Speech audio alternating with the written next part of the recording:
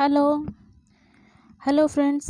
हम भारतीय साक्ष्य अधिनियम 1872 पढ़ रहे हैं, जिसमें जो है अभी हम सामान्य बातों को डिस्कस कर रहे हैं। आज हम इस वीडियो में पढ़ेंगे जो है साक्ष्य अधिनियम के जो है 3 मूलभूत सिद्धांत क्या हैं। मतलब साक्ष्य अधिनियम जिन 3 मूलभूत सिद्धांतों पर आधारित है उनको जो है इस वीडियो में हम डिस्कस करेंगे, यानी जिनको जो है 3 golden rules of Indian evidence laws कहा जाता है, इसको हम देखेंगे।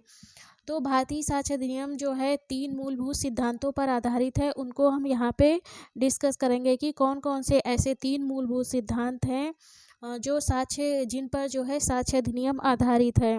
तो पहला साक्ष्य अधिनियम का जो मूलभूत या सारभूत सिद्धांत है या जो गोल्डन रूल है उसको हम देखते हैं। तो साक्ष्य अधिनियम का जो है या साक्ष्य विधि का जो है पहला जो मूलभूत सिद्धांत है वह यह है कि साक्ष्य यानी साक्ष्य जो एविडेंस है, यानी जो साक्ष्य उसको जो है विवादक तथ्य तक सीमित होना चाहिए। यानी साक्ष्य को जो है विवादक तथ्य तक ही सीमित होना चाहिए।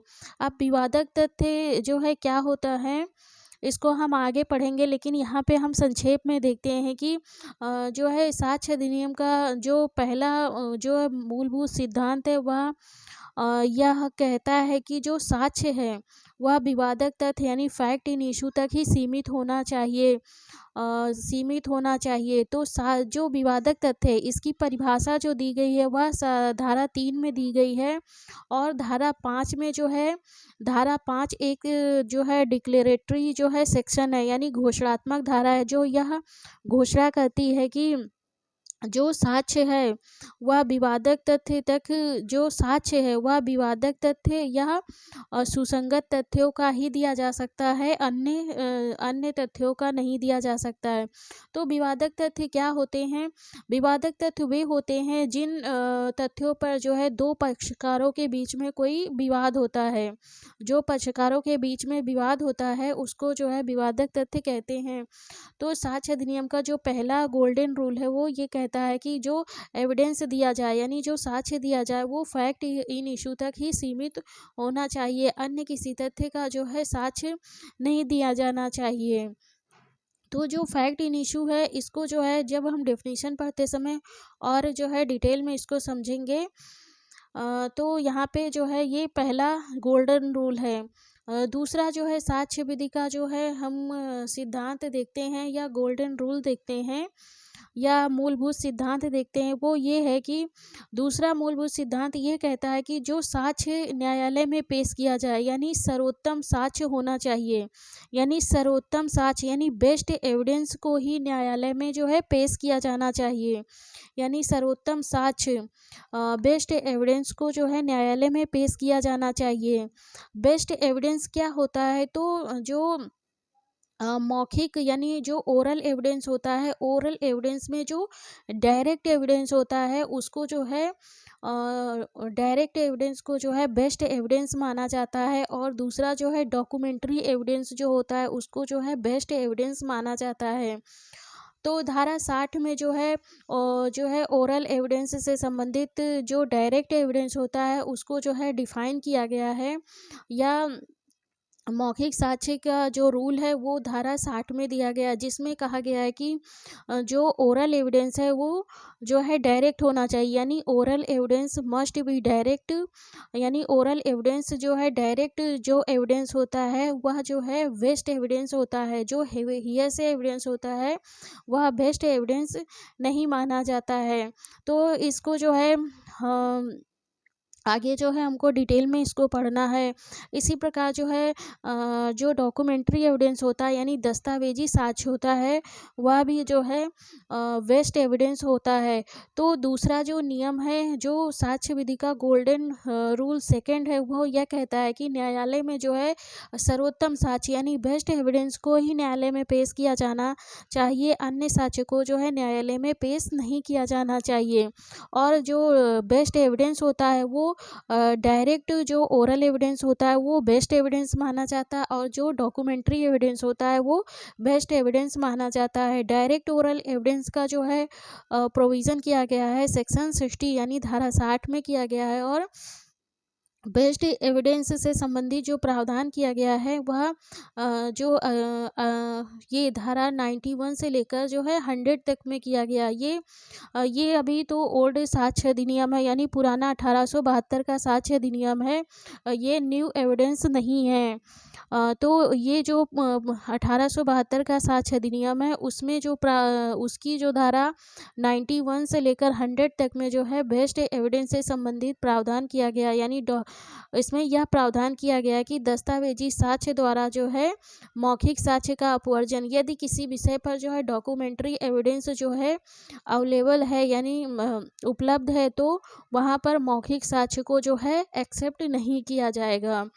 तो दूसरे नियम के अनुसार जो है जो बेस्ट एविडेंस है उसी को न्यायालय में दिया जाना चाहिए।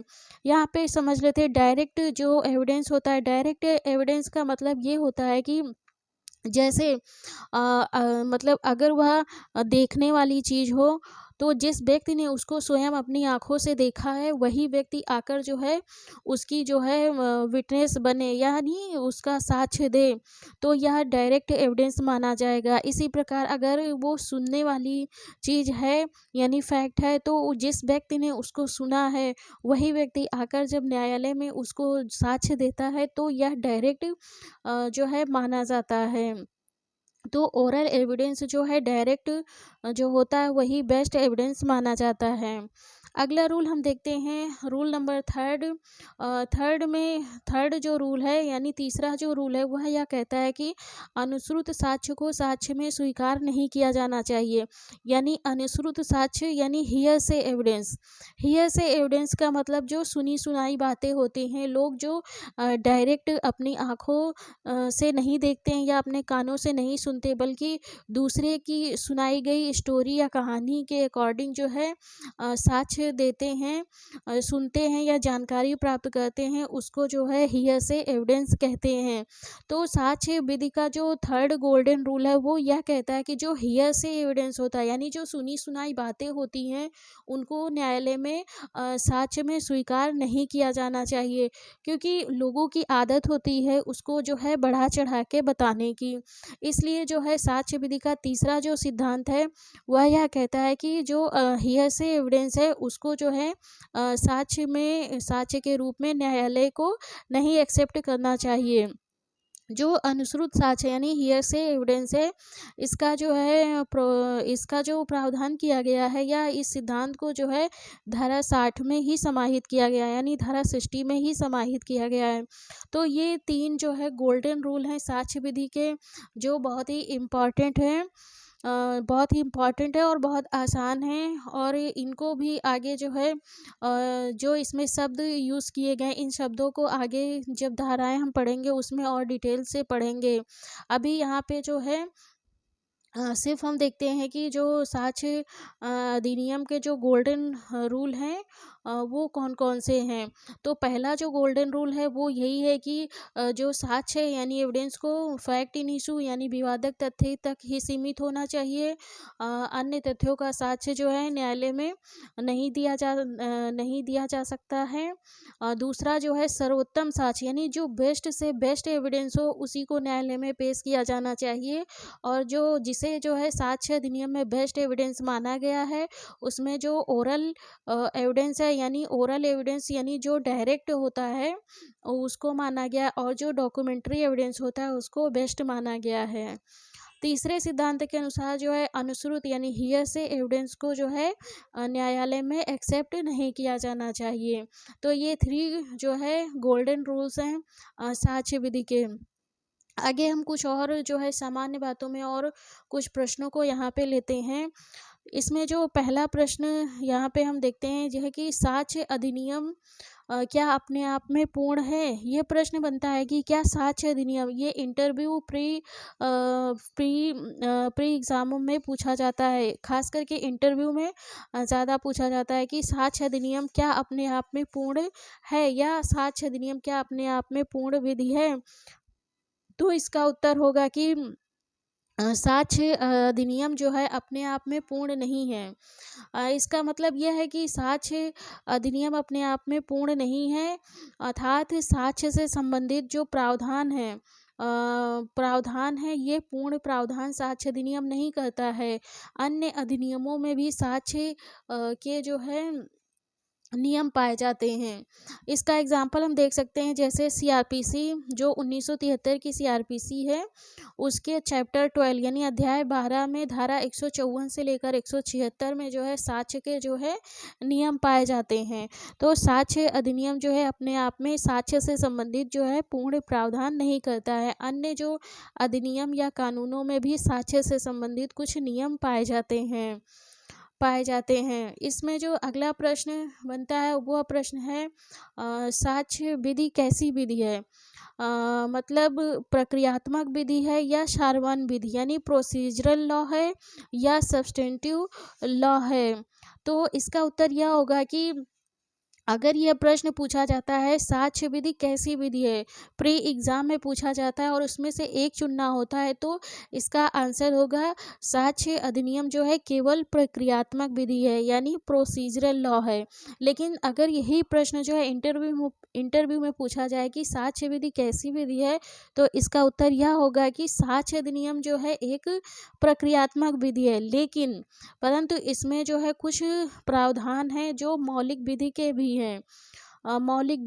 हैं। जैसे कि इसका चैप्टर जो है यानी 8 यानी भारतीय साक्ष्य अधिनियम जो 1872 है, उसका जो है चैप्टर 8 में जो विबंध के प्रावधान किए गए हैं ये मौलिक विधि के प्रावधान हैं। इस प्रकार अगला क्वेश्चन हम देखते हैं जो जर्नल क्वेश्चन है, उसमें यह है कि साक्ष्य अधिनियम का प्रभाव कैसा है, इसका इफेक्ट कैसा है, यानी भूतलक्षी प्रभाव या भविष्यलक्षी। भूतलक्षी यानी रेट्रोस्पेक्टिव या भविष्यलक्षी यानी प्रोस्पेक्टिव है।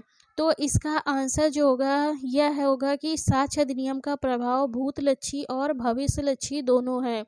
यानी भूतलक्षी प्रभाव का मतलब यह होगा कि जो साक्ष्य अधिनियम में संशोधन किए जाते हैं वह जो है लंबित यानी जो पेंडिंग मामले हैं उन पर भी वे लागू होते हैं, और जो भविष्य में आने वाले हैं उन पर तो लागू होंगे ही होंगे।